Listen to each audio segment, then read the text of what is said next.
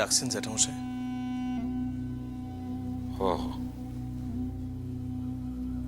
তুমি নাকি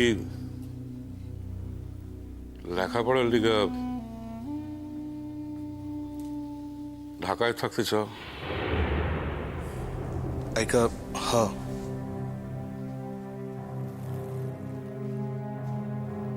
তুমি কি এখন নিজের বিষয়ে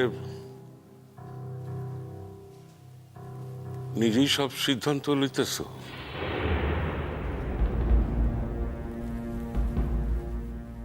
বিয়া হয়ে যাইবার পর তোমার কি মনে হয় তুমি সাবালক হয়ে গেছো? এবং এতটাই সাবালক হয়ে গেছো যে ঢাকায় যাইবার সিদ্ধান্ত নিজে লইছো, সেটা আমার এই জানানোর প্রয়োজন পর্যন্ত মনে করো নাই? আমার অপরাধ মার্জনা কইরেন জ্যাঠামশাই, তো একখান কথা না কইয়া পারতেছি না। আপনি কইলেন না বিয়া আমি করছি, আমি বিয়া করি নাই, আমার বিয়া হইছে। আপনারা আমার বিয়া দিছেন, সেয়াতে কি আমার কোনো ভূমিকা ছিল জ্যাঠামশাই? ছিল না। সোনা, আমি তো আপনারে কইলাম জ্যাঠামশাই, অপরাধ কইরা থাকলে আমারে মার্জনা কইরেন। তাই এই সত্যটুক না কইতে পারলে আমার যে আরো বড় অপরাধ করা হইতো। তুমি কি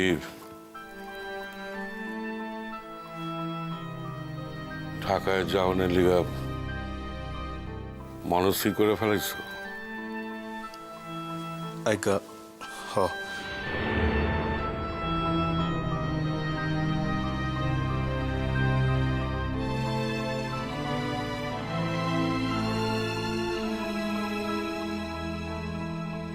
থাকবা কই?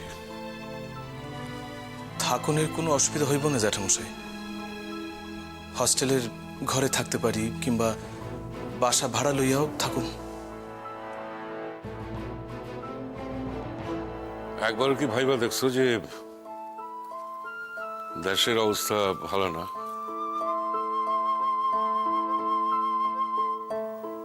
দেশ এখন একটা অস্থিরতার মধ্যে দিয়ে চলতেছে। হ্যাঁ, পশ্চিম পাকিস্তান পূর্ব পাকিস্তান রে তার ন্যায্য অধিকার থেকে বঞ্চিত করছে। এইবার পূর্ব পাকিস্তান লড়াইকরণের লিগা একজন নিজের মানুষকে পাইছে, যার হাত ধইরা পূর্ব পাকিস্তানের সকল মানুষ নিজের অধিকারের দাবিতে একত্রিত হয়েছে। দেখো, সমস্ত আন্দোলনই তো নানা মাঝে প্রথম শহরে, তাই ঢাকার অবস্থা কিন্তু এখন খুবই উত্তাল। আমাকে রূপচাঁদপুরে আমরা কিছু টের পাই না, কিন্তু আমি তো সব খবরই পাই আমাকে শাহাবুদ্দিনের কাছ থেকে। হ্যাঁ হ্যাঁ, ঢাকা শহরের মানুষ অনেক বেশি সচেতন, কারণ আন্দোলন খান ওই জায়গা থেকেই শুরু হয়েছে। শোনা, আমি আশঙ্কা করতেছি সামনে এখন ভয়ঙ্কর সময় আইতেছে। আপনি ঠিকই অনুমান করছেন।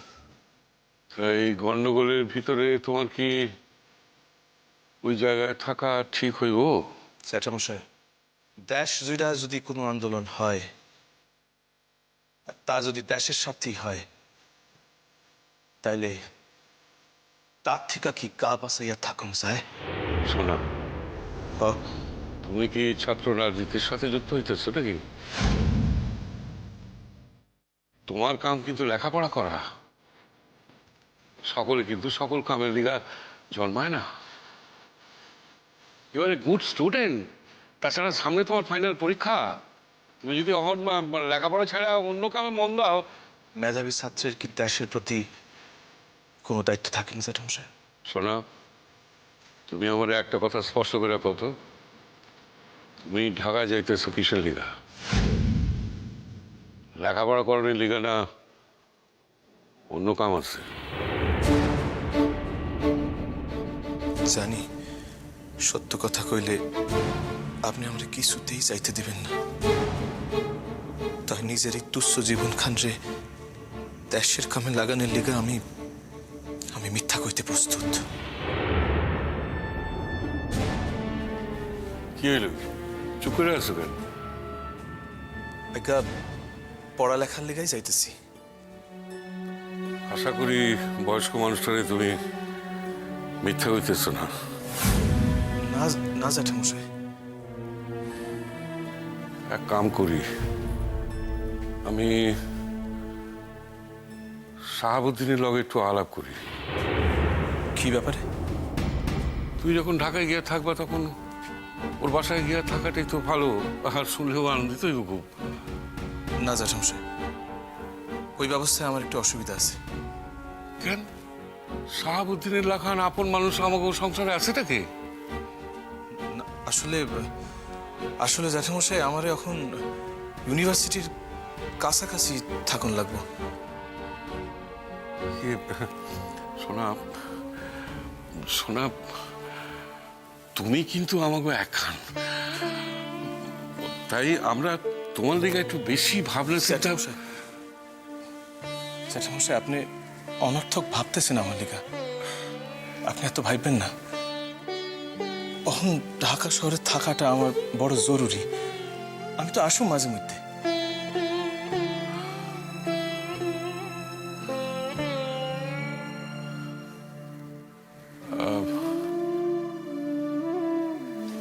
যাওয়া কবে? ঠিক করছি, দু একদিন ভিতরেই যাবো।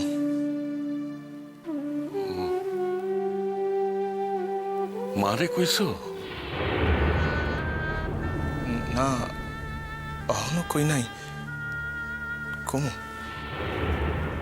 তোমার একটা কথা কইছো না? তুমি তো জানো যে সংসারের ভিতরকার ব্যাপারে আমি থাকতে চাই না, মানে পছন্দ করি না। তাও তো আমি সংসারে থাকি, তাই অন্দরের কিছু কিছু ঘ্রাণ বাতাসে ভাইসা আসে। সবটাই কিন্তু সুঘ্রাণ নয়, তাই করতেছি। মায়ের চোখের জলের বিনিময়ে কিছু কইল না। মায়ের কান্দাইয়া জীবনে কিছু করা যায় না, কিছু না। আমি আর কাউরে কাঁদাম না জ্যাঠামশাই। আমার একার কান্না লইয়া আমি সকলের থেকে অনেক দূর চলে যাব। আমার লিগা আর কাউরে কষ্ট পাইতে হইব না। শোনা, কথাখান শুনলা আমার? হ জ্যাঠামশাই। শোনা, দেখো তুমি বড় হয়েছো, নিজের ভালো মন্দ বুঝতে শিখছো, তাই তোমার স্বাধীন সিদ্ধান্তে আমি হস্তক্ষেপ করব না। তবে কথাটা হইল যে তোমারে কিন্তু বেশি দিন না দেখা থাকাটা কিন্তু বাসার অন্যদের পক্ষে কষ্টের কারণ হইব, এই আর কি।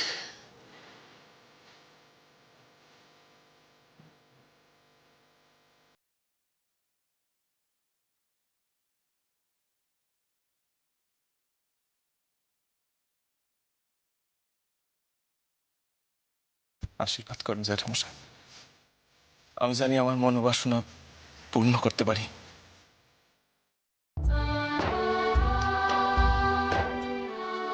সাবধানে থাকো।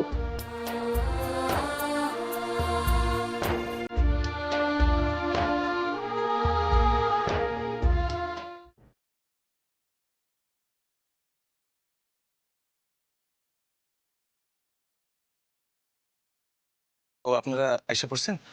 ওইখানে গিয়া খারাপ। সূর্য ভাই, আর কি কেউ বাকি আছে? হ, বাকি তো আছে দুইজন, তো দেরি হইয়া যাইতেছে। আইসা পড়ছে। হ্যাঁ, আপনারা সকলে আইসা পড়ছেন? আপনি আমাকে ডাকছিলেন সূর্য ভাই? হ্যাঁ হ্যাঁ সূর্য ভাই, সকলে আইসা পড়ছে? হ্যাঁ সিরাজুল ভাই, সকলেই আইসা পড়ছে। তাহলে কোন কেন ডাকছেন আমাকে? হ্যাঁ, এই, এসো। আমি বাইসা বাইসা সেই সকল ছাত্রদিকে আহ্বান করছি যারা আমার উপর নির্ভর করে, আমার কথা শুনে। ভাই সব, আইজ আমাদের মধ্যে আছেন ডাকসুর নেতা সিরাজুল ভাই, সিরাজুল ইসলাম, আমাকে কলেজের ছাত্রলীগের সম্পাদক সুরেশ দাস এবং নেতৃস্থানীয় এক ব্যক্তিত্ব। ভাই সকল, এতদিন আপনারা জানেন, এতদিন আমি পড়ালেখা ব্যতীত আর অন্য কোনো কামে মন দেওয়ানোর সময় পাই নাই। এমনকি রাজনৈতিক পরিবেশ থেকেও নিজের দূরে সরাইয়া রাখছি। কিন্তু বন্ধুরা, আইজ আমাকে দেশ এমন এক পর্যায়ে এসে দাঁড়াইছে যেখানে শুধাই নিজের ক্যারিয়ারের কথা, নিজের সুখ সুবিধার কথা লইয়া কিছু ভাবনের সময় নাই। আপনি কইতাছেন এই কথা? হ সিরাজুল ভাই, আমিও কইতেছি এই কথা। মনের ভিতর এখন বড় সংগ্রাম চলতেছে। দেশ মানে মা, এই মায়ের বাঁচানোর লেগা সন্তান হইয়া আমারও তো কিছু ভূমিকা লওয়া প্রয়োজন। এই মায়ের কোলেই তো বড় হয়েছে। এই মাই তো আমাকে খাওয়াইছেন, পড়াইছেন। তার কোলে নিঃশ্বাস লয়ে তো আমরা আইসা এত বড় হয়েছি। আমি জানি আপনারা মুক্তির লিগা কাম করেন, সেই কামে আমি আপনাকেও সহযোগী হইতে চাই। কিন্তু অত্যন্ত উত্তম প্রস্তাব সূর্য ভাই। আপনার এলাকার মানুষ যদি আমরা পাশে পাই, তাহলে অবিলম্বে আমরা আপনার নেতৃত্বে পথ হাঁটতে পারব। তো এই দলে হাত মিলাইবার পূর্বে একখান কথা ভালো কইরা ভাইবা লইতে হইব সৌর্য ভাই। এই পথ মেলা বিপদের। আমরা কোনো পিছুটা না রাইখা ঘরের ডাক তুচ্ছ কইরা এই কামে সামিল হয়েছি। আমরা জানি এই কামে থাকতে থাকতে, অর্থাৎ পূর্ব পাকিস্তানের পশ্চিম পাকিস্তানের গ্রাস হইতে বাঁচাইতে আমাকে মৃত্যু হইতে পারে, কিন্তু এই পথ হইতে আমরা সরুম না। আপনারা আমার উপর ভরসা রাখতে পারেন। এমনিতেই আর দু একদিনের ভিতর আমি পাকাপাকি ভাবে ঢাকা শহরে চলে আসতেছি। আপনাকে যে কোনো নির্দেশ পালনে আমি প্রস্তুত ভাই। কিন্তু সামনে যে আপনার ফাইনাল পরীক্ষা, তার কি করবেন? পরীক্ষা কি শুধাই আমার, আপনাকে না। এখন আমাদের সামনে অন্য এক বড় পরীক্ষা। সেই পরীক্ষায় পাশ করলে অন্য সব পরীক্ষায় পাশ করা হইব। আপনি মন থেকে একবারে প্রস্তুত তো সূর্য ভাই? আমি শপথ লইয়া যাইতেছি,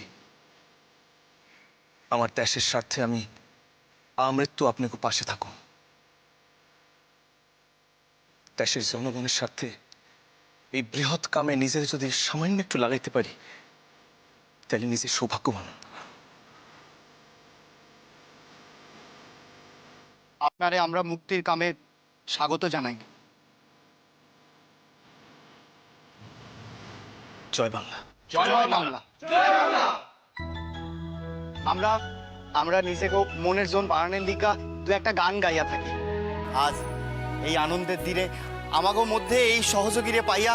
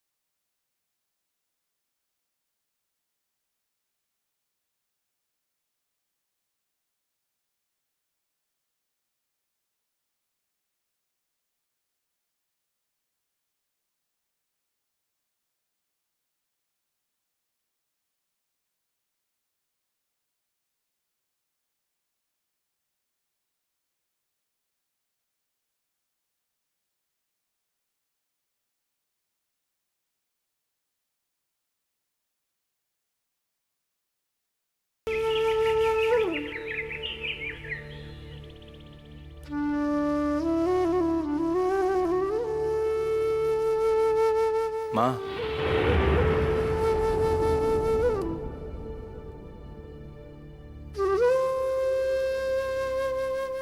চলে যাইতেছি মা। যাওয়ানোর সময় অন্তত একটাবার তোমার আশীর্বাদের হাতখানা আমার মাথায় রাখো। মার আশীর্বাদ কি আর তোমার সত্যই কোনো দরকার আছে বাবা? তাই যদি থাকতো তাইলে আমার কথা অমান্য কইরা ঢাকা শহরে চলে যাইতে পারত না? তুমি চাও না মা ঢাকা শহরে গিয়া আমি আরো বেশি কইরা পরীক্ষা লিগা তৈয়ার হই? মাগো, এই অগ্নি পরীক্ষায় যদি তোমার পোলা ঝাঁপাইতে পারে তাহলে খাঁটি সোনার ন্যায় শুদ্ধ হয়ে উঠবো সে। তোমার পোলার ভিতরে অনেক খাদ জমছে মাগো। এতদিন তো বাসায় থেকেই পরীক্ষা দেওয়ান চলছে, কই কোনো অসুবিধা তো হয় নাই? মা, এইবারের পরীক্ষা খান যে অনেক বড়। এই পরীক্ষা তো গায়ে বৈশা দেওয়ান যাইব না মা।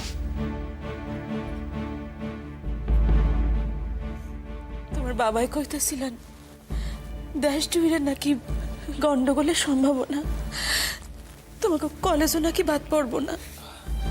কি যে কও মা, গন্ডগোল হইতে পারে বুঝলা, যারা ঢাকা শহরে থাকে তারা কি সকলে বাসা ছেড়ে পালাইয়া যাইব? কিচ্ছু হইব না মা, তোমার পোলার কিচ্ছু হইব না। তাই যদি কও তাহলে তো কিরণও আছে ঢাকায়। ওই জন্যই যে তোমার ঢাকা শহরে যাওয়ার এত ছটপটানি, তা কি আর আমি বুঝতে পারিনি? মা, ও মা, মা গো, আপনার ছেলে তো আমার একটা কথাও শুনলো না মা। আপনি একবার আপনার ছেলেকে বুঝিয়ে বলুন না মা। সে তো বাড়ি যাচ্ছে মা। ময়না, আমারে আমার মায়ের লগে কথা কইতে দাও। এখন কান্নাকাটি কইরা কোনো লাভ হইব না, কারণ আমার যাওয়া আমি কিছুতেই আটকাম না। সোনা, হ্যাঁ মা। মাঝে মাঝে বাসায় আসবা তো বাপ?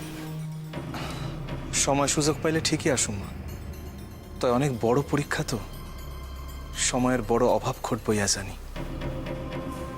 আইতে দেরি করলে তোর জ্যাঠামশাইরে কমু, তোমার বাবার লগে আমার জানি ঢাকা শহরে পাঠাইয়া দেন।